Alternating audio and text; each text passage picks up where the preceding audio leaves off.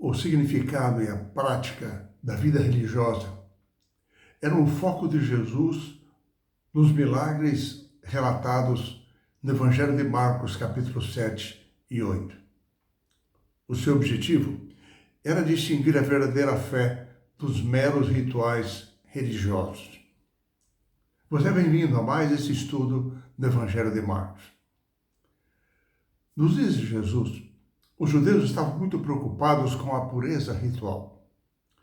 No Antigo Testamento, nós lembramos que os sacerdotes deviam lavar as mãos e os pés antes de ministrarem no santuário, para serem ritualmente puros.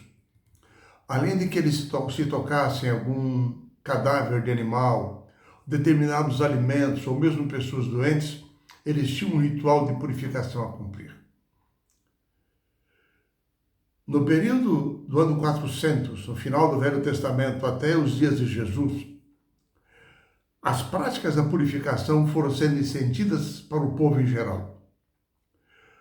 Sob a liderança dos escribas, dos fariseus, foram estabelecidas inúmeras regras para serem executadas, cumpridas, ensinadas e cobradas do povo. O povo era vigiado no cumprimento dessas práticas rituais. Em Marcos capítulo 7, verso 5, nós percebemos que Jesus foi interpelado pelos escribas e fariseus com a pergunta: por que não andam os seus discípulos de conformidade com a tradição dos anciãos, mas comem com as mãos por lavar? Notemos que o lavar das mãos aí era apenas um detalhe naquele momento. A verdadeira motivação e preocupação dos escribas e fariseus era que Jesus e seus discípulos não estavam seguindo as tradições dos anciãos. Jesus respondeu a eles, citando as palavras do profeta Isaías, no capítulo 29, verso 13, onde o profeta repreendeu a nação por ordem do Senhor, porque este honrava a Deus com os lábios, mas o seu coração estava longe do Senhor. No texto, Isaías condena o povo por colocar as tradições humanas em lugar dos mandamentos divinos. Jesus disse àqueles líderes do seu tempo que eles estavam colocando as tradições humanas acima da palavra de Deus. E ao fazê-lo, eles estavam pecando, inclusive imaginando que a purificação das mãos era necessária para estar em comunhão com Deus.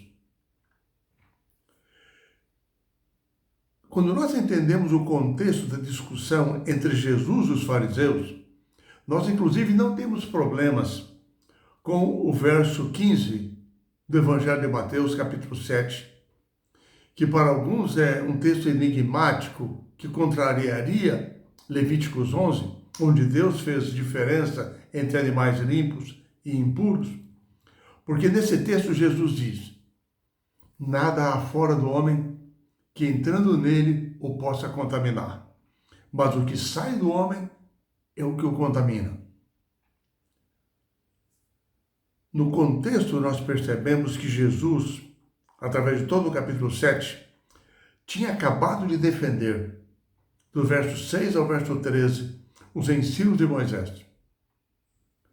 E dizia-lhes que eles pecavam por colocarem tradições nos lugares ou se sobrepondo aos ensinos de Moisés.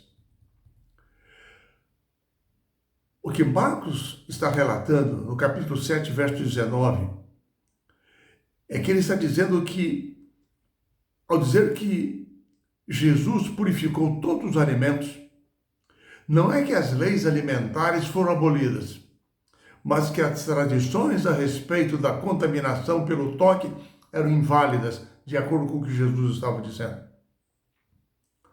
Os judeus, inclusive, defendiam que a pessoa podia ser contaminada pelo contato com o gentio, ou pelo contato com alimentos nos quais eles haviam tocado. Inclusive o que Jesus disse a partir do verso 20 clarifica essa ideia. Marcos 7, 20 em diante, Jesus diz o seguinte: e dizia: o que sai do homem, isso é o que o contamina. porque de dentro do coração dos homens é que procedem os maus desígnios, a prostituição, os furtos, os homicídios, os adultérios, a avareza, a malícia, o dolo, a lascívia, a inveja, a blasfêmia, a soberba, a loucura. Ora, todos esses males vêm de dentro e contaminam o homem. Jesus observou que o alimento ele não vai para o coração, para a mente. Ele vai para o estômago e ele é eliminado pelo processo digestivo. Porém, o verdadeiro mal procede da mente, provém da mente, do coração das pessoas. E Jesus apresentou ali uma lista de pecados, de acordo com os 10 mandamentos. Os pecados se iniciam com pensamentos e terminam em más ações. Jesus, na verdade, se posicionou como defensor da lei de Deus, contra pretensas tradições humanas que anulavam a verdade. Lembremos de que lavar as mãos naquele momento era apenas um detalhe. A verdadeira motivação dos escribas e fariseus era que Jesus e os discípulos seguissem a tradição dos anciãos. Assim, o propósito de Jesus naquela hora era apresentar o significado da verdadeira religião, aquela que deriva de um coração convertido a Deus. Nessa mesma ênfase, Marcos continua relatando no capítulo 7 do seu livro, de que Jesus, naquele momento, logo em seguida, ele se dirigiu para a região da Fenícia, um país a noroeste da Galiléia. E ali ele curou a filha de uma mulher cirofenícia. Os moradores daquela região também eram chamados de gentios por parte dos judeus. Mas aquela mulher gentia, cirofenícia, veio, prostrou-se aos pés de Jesus e suplicou-lhe que curasse a sua filha que estava endemoniada. Naquele momento, como estivesse acompanhado de 12 apóstolos e mais um grupo de judeus, segundo Marcos, Jesus quis ensinar uma lição a todos eles, mostrando que a sua missão também envolvia os gentios. Por isso, Jesus testou aquela mulher e iniciou uma discussão com ela. Diante da súplica da mulher, Jesus teve uma reação aparentemente dura. Ele agiu como se ele estivesse procedendo como um exclusivista judeu. E assim, quando nós lemos em Marcos capítulo 7, verso 27, nós percebemos que Jesus disse o seguinte a ela: deixa primeiro que se fartem os filhos, porque não é bom tomar o pão dos filhos e lançá-lo aos cachorrinhos.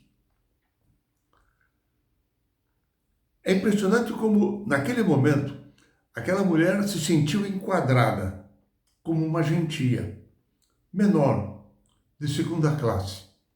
Mas a sua fé, o seu amor, o desejo de ver a cura da sua filha, fez com que ela exercesse fé em Jesus. Então, no verso 28, nós lemos que ela, porém, lhe respondeu: sim, Senhor, mas os cachorrinhos debaixo da mesa comem das migalhas das crianças.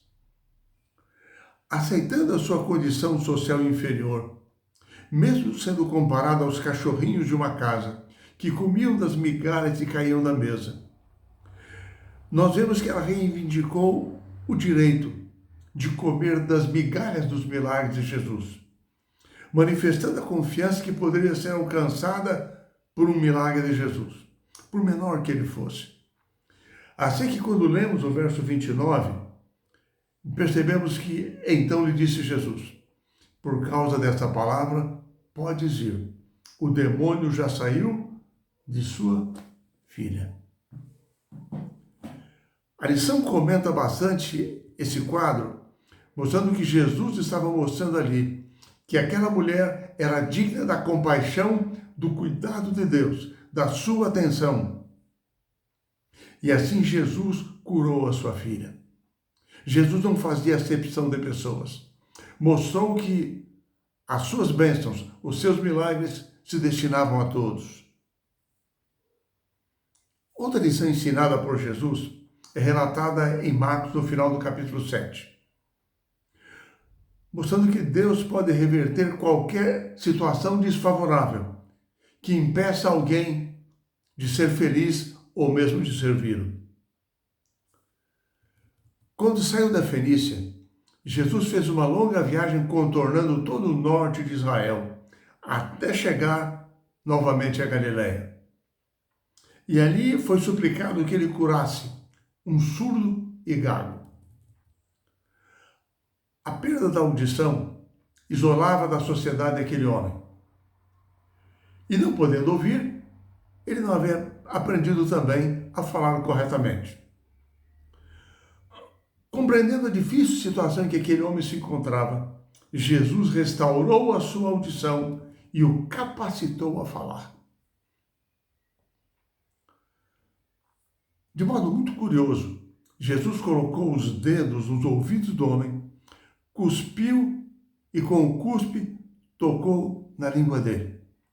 Eram ações práticas dentro da cultura de sua época para demonstrar a área que ele estava curando, onde ele estava atuando. Marcos também relata que Jesus suspirou ao realizar o milagre. Como ele procedeu várias vezes durante o seu ministério. Isso era uma reação de Jesus de tristeza, de dor, diante da incompreensão, da incredulidade das pessoas que o cercavam no momento de um milagre. As pessoas não criam no seu poder, nos seus ensinos, na sua origem, no seu evangelho. Inclusive, o novo suspiro de Jesus é relatado no capítulo 8 de Marcos, quando lhe pediram um sinal do céu. Na verdade, esse pedido era um desafio à origem e à autoridade de Jesus. Jesus mostrou àqueles líderes de Israel que ali estavam que eles sabiam distinguir as coisas físicas que aconteciam no mundo, o clima, as estações do ano, etc. Mas diante de tudo aquilo que ele realizara, eles não estavam sendo capazes de distinguir os sinais espirituais. E por isso, ainda que pedisse o sinal do céu, nenhum sinal lhe seria dado. E Jesus prontamente ordenou aos seus discípulos que se dirigissem para o outro lado do lago da Galileia.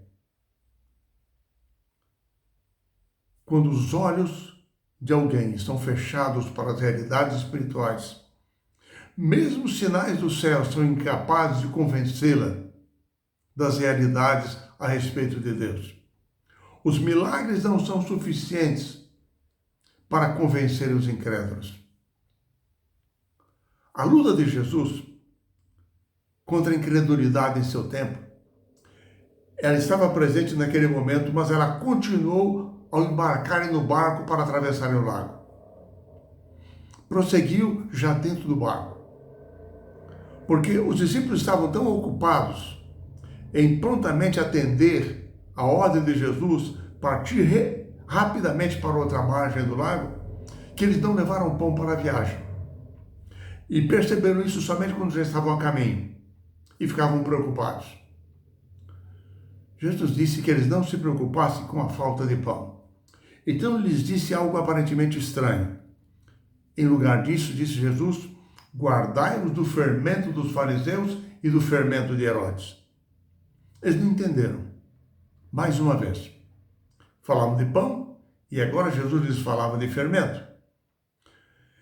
Jesus lhes mostrou como multiplicar os pães. Não havia limitação nem barreira quando Jesus estava presente. Assim eles não se preocupassem com o alimento que perece, mas sim com o alimento espiritual. Ao mencionar o fermento dos escribas e dos fariseus, o fermento de Herodes, Jesus se referia às tradições rituais, à ostentação, à aparência de religiosidade, que eram características dos fariseus e características de Herodes. Jesus queria despertá-los para a sua letargia espiritual. Depois de terem vivenciado tanto tempo com Jesus, deviam alcançar toda a plenitude da vida com o Evangelho, que ali estava diante deles. Enfim, no Evangelho de Marcos, nós aprendemos que esse Evangelho exalta a pessoa de Jesus, seu poder e sua graça, que alcançam a qualquer pessoa, com todas as suas limitações, em qualquer circunstância.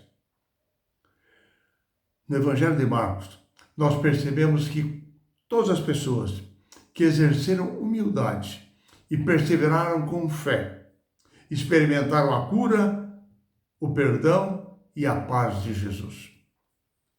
Hoje, você e eu, nós podemos experimentar as bênçãos dos céus em nossa vida, se nós deixarmos de lado as tradições que têm moldado a nossa vida, se com humildade nos aproximarmos de Jesus mediante a fé, se buscarmos a glória de Deus e não a nossa, se consagrarmos firmemente a Ele o nosso coração, apegarmos às suas promessas, aceitando como nosso Salvador, nós seremos alcançados e abençoados por Ele.